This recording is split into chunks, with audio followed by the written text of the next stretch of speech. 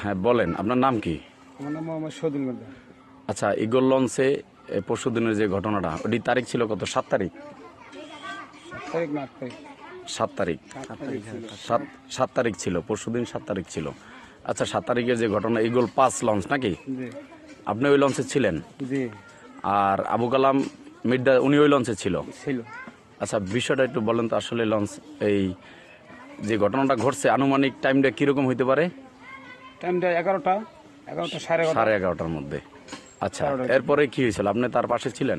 আমি পাশে ছিলাম না, আমি পাশে বসা ছিলাম। হে নামাজ পড়ে তারপর ঘোরাফেরা করে লঞ্চের ভিতরে মোবাইলে কথা বলে, আর ছেলের লাগে আমার ফুবুল লাগে কথা বলে। তারপর হে আসি দিল, খাই চা খাইবে? আমি না, চা খামু না, জি। রং চা খাইলে আমার শরীর করা হয়ে যায়, রং চা খামু না, আমিও খামু না। পরে হে আইসে আমার কাছে বইছে, বসার পর কথা কয় সবাই লাগে। কথা বলার পর হে আবার রশি ধরে ঠ্যাঙা একটা উপরে দিয়া, রশি ধরে একটু ঘুমায় বা ঝিমায়, হালুই দিয়ে ফেলেছে, সাইডে বাতাস পাইছে, একটু ঘুম ঘুম ভাব ছিল। একটু ঘুম ঘুম ভাবছিল। তারপর এবারে দেখি আবার সাইডে একটা বিড়াল, আমি হ্যাঁ দেখি ঠ্যাং উড়ে যখন বসে, তা আমি একটু হেয়ার কাছে তখন সইরে বসি। এদিকে আমার পিছনে জায়গা আছে, ঠ্যাং উড়ে বইছে, মুরব্বী মানুষ। তারপর ঠ্যাং একটা নিচে, তারপর হে মনে করেন বাবার দিয়ে রশি ধরা। তারপর ওই এটা কি লঞ্চের সামনের সাইড নাকি? সামনের সাইড মানে সামনের কেবিনের সাইডের পিছনে, পিছনে আন্নির সামনে যে কেবিন আছে না, কেবিনের পিছনে আমরা বসা।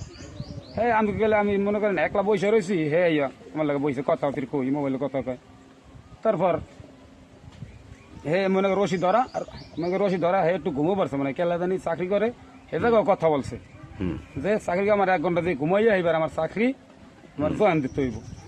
তারপর মনে হয় ঘুমো পড়ছে, ঘুমো পড়ার পর আমার একটা বিলে আসর দিয়েছে, এক মহিলা এই যে আনছে, বিড়াল নিয়ে গেছে। হ্যাঁ বিড়াল নিয়ে গেছে, এই যে আসরটা এখনো আছে, এই যে দেখা যায়, এই যে দেখেন, এই যে আমি এইদিকে আমি এবার ইটি দিছি কি ব্যথা করে গা, হেয়ার পর ওদিকে তাকাইছে, হেয়ার মধ্যে মনে হয় ঘুমো ফিরে আছে, ঘুমো পড়ার পর দেখলাম একটা এর মধ্যে পড়ে গেল। তান্দ্রা আমি দিছে। হ্যাঁ মানে একটা মানে ঘুমের একটা আছে না, জিম আছে না, মানে জিমের সাথেই মনে করেন পড়ে গেছে। তারপর আমি সিকিউর বাকর দিয়ে লঞ্চ টবার করাইছি, টবার করার পর লঞ্চ মনে করেন যাত্রী এই বসে বাম সাইডে, মানুষ পরে, তাই মনে করেন যাত্রীরা বাম সাইডে এসে পারে না সবাই, আর একটা প্রবলেম দেখা দিবে, আর একটা প্রবলেম দেখা দেবো। তারপর আমি লঞ্চ টবার করাইয়া এবার ঘুরাইয়া বিরসাইলাম।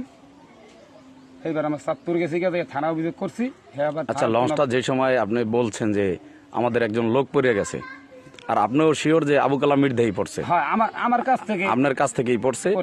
ধরার চেষ্টা করছেন, ধরতে পারেন নাই? পারিনি। যখন আপনি ডাকাডাকি করছেন, আমাদের যে লোক পড়ছে, লঞ্চ কি থামাইছিল না রানিং এ ছিল?